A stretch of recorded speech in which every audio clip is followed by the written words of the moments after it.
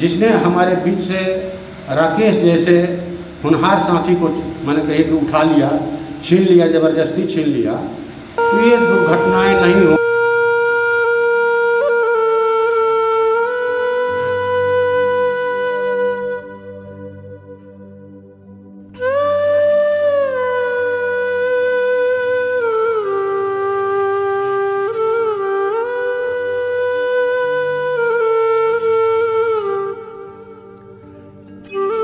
अध्यक्ष मंडल के सम्मानित साथियों, इस संकल्प सभा में उपस्थित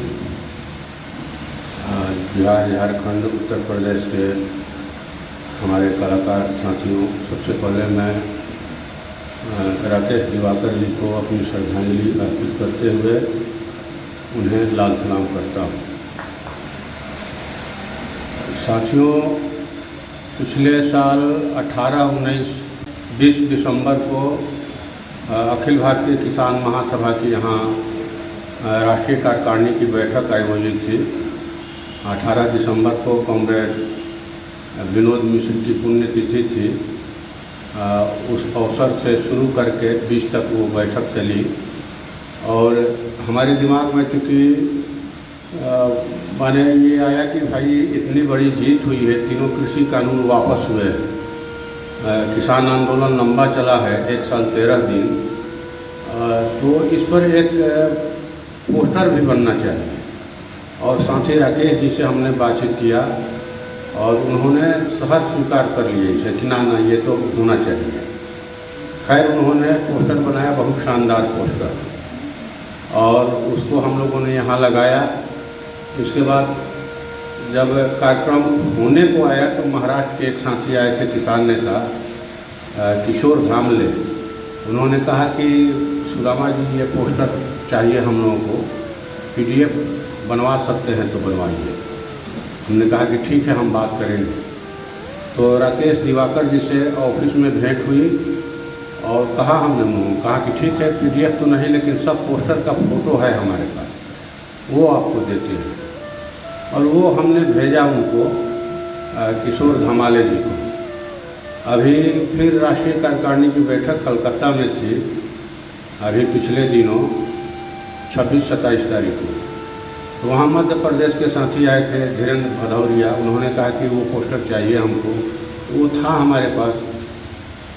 अब ये कहिए कि जिस समय वो जीवित है, हमने उनसे कहा, उन्होंने सहज स्वीकार कर लिया। अब जब वो हमारे बीच नहीं रहे तो हमारे दिमाग में एक बात आई, जब साथी ने चर्चा किया तो कि इसे सब लोग मांग रहे हैं कि उसे किसान महासभा के ग्रुप में डाल दिया जाए। और हमने राकेश भदौरिया को भी दिया और किसान महासभा के ग्रुप में डाला और एक एक्टिविटी में डाल दिया। इसके बाद कुछ साथियों का फ़ोन आया कि ये ठीक नहीं हुआ, ये कॉपीराइट का सवाल बनता है। तो हमने कहा कि ये तो भाई गलती हो गई, अब हम नहीं डालेंगे इसको। तो एक किसी का कमेंट भी पढ़े हम कि इसको ज़्यादा से ज़्यादा लोगों तक पहुंचाने की ज़रूरत है, सोशल मीडिया के माध्यम से चाहे और लोगों के माध्यम से। तो खैर इस पर विचार किया जाना चाहिए कि ये काम हम लोग कैसे कर सकते हैं। एक बात तो ये करनी है व्यवहारिक, दूसरी बात व्यवहारिक, ये हमारे दिमाग में बड़ा द्वंद्व चल रहा है। 18 तारीख को जिस दिन उनका एक्सीडेंट हुआ तेतरिया मोड़ पर, तो शायद मैं ही वो पहला शख्स था जिसने उन दोनों को देखा खून से लथपथ। लेकिन हमने अज्ञात राकेश को देखा, उनका हेलमेट में मुंह छुपा हुआ था। जो दूसरे मास्टर साहब थे, संतोष जी, राजेश जी, उनको हम पहचानते नहीं थे। तो हमको जाना था, आपको बजरिया, 12वीं पंचायत का गांव है, वहाँ किसान महासभा का सदस्यता चल रहा, किसानों की मीटिंग थी। तो दिमाग में एक द्वंद्व उठा कि भाई ये लोग कौन है, क्या है, कैसे हैं। लेकिन हमारे दिमाग में ये बात आई कि जो भी हो, ये इनके साथ दुर्घटना हुआ है, गलत हुआ है। तो हमने उद्वत नगर थाना को फ़ोन किया, थाना प्रभारी ने फ़ोन नहीं उठाया। हमने DSP को फ़ोन किया, DSP ने फ़ोन नहीं उठाया। हमने एसपी को किया, नहीं उठाए, डीएम को किया, नहीं उठाए, नए नए आए थे डीएम और एसपी दोनों। फिर इसके बाद हमने एसडीओ पुराने थे उनको फ़ोन किया, उन्होंने फ़ोन उठाया और हमने कहा कि इस ढंग की भयानक दुर्घटना घटी है और तत्काल माने दोनों लोग मृत हैं, इनको माने यहाँ से ले जाया जाए, मैं जहाँ समुचित जगह है वहाँ, वो तो मर चुके थे।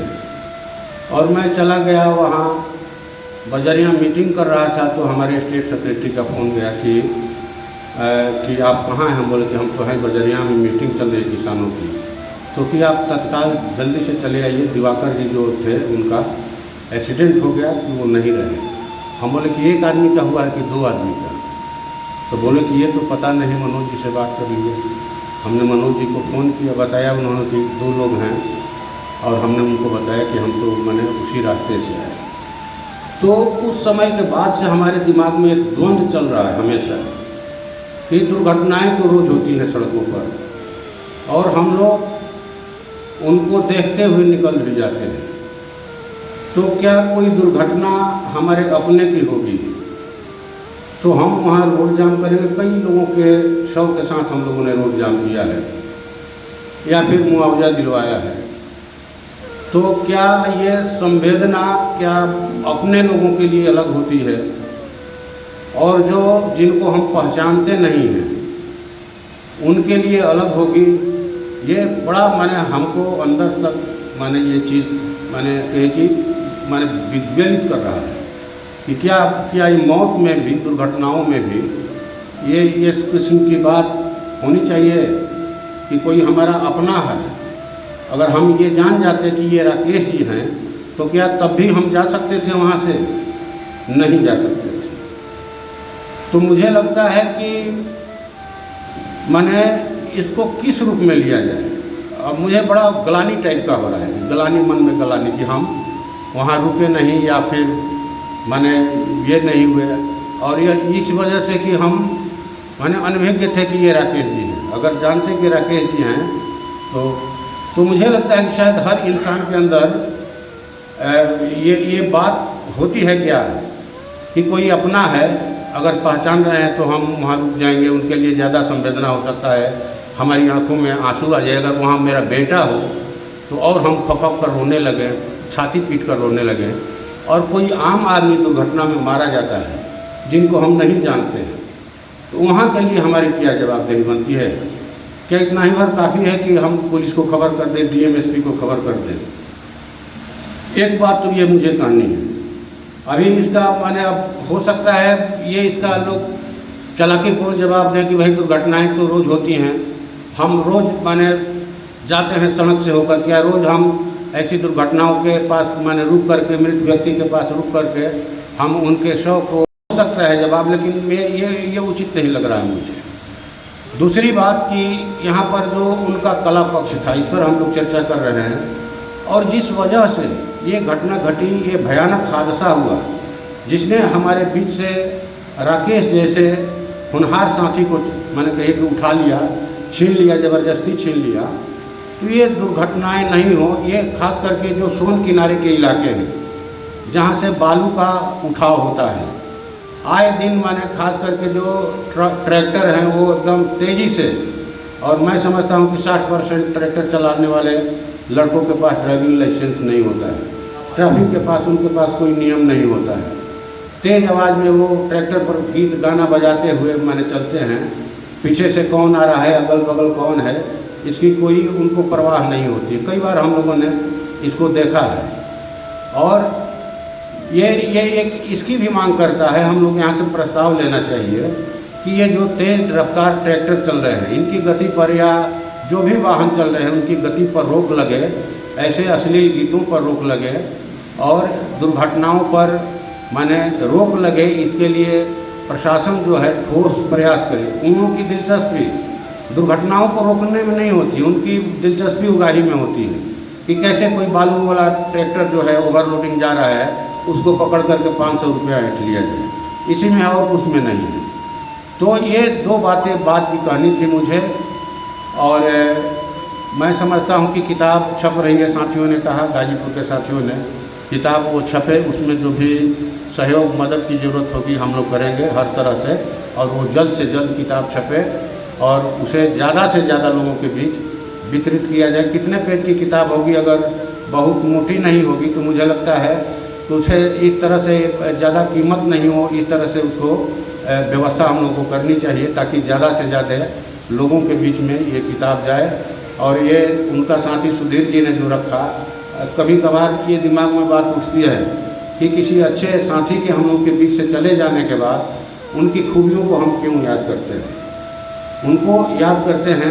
क्या ऐसा संभव नहीं है कि यहाँ जितने साथी हैं इनमें से सब लोग अपने अपने क्षेत्र के माने कहा जाए कि माने जानकार लोग हैं, विशेषज्ञ लोग हैं, तो क्या ऐसा संभव नहीं है कि महीना में एक बार हम लोग उनका जो माने कृत्य है उस पर हम लोग इस ढंग की एक गोष्ठी करें, एक ये करें। और ऐसे कामों के लिए हमारे पास समय ही समय है, हमारे पास समय ही समय है।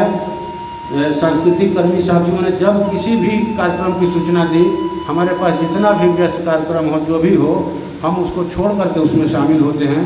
और खैर इसमें तो राकेश जी हमारे बहुत करीबी साथी थे, संवेदनशील थे, और उनके साथ हमारा संवेदनशीलता के स्तर पर भी जुड़ाव था।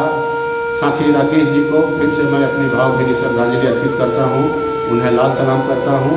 साथी राजेश दिवाकर और साथी राजेश कुमार अमर रहें।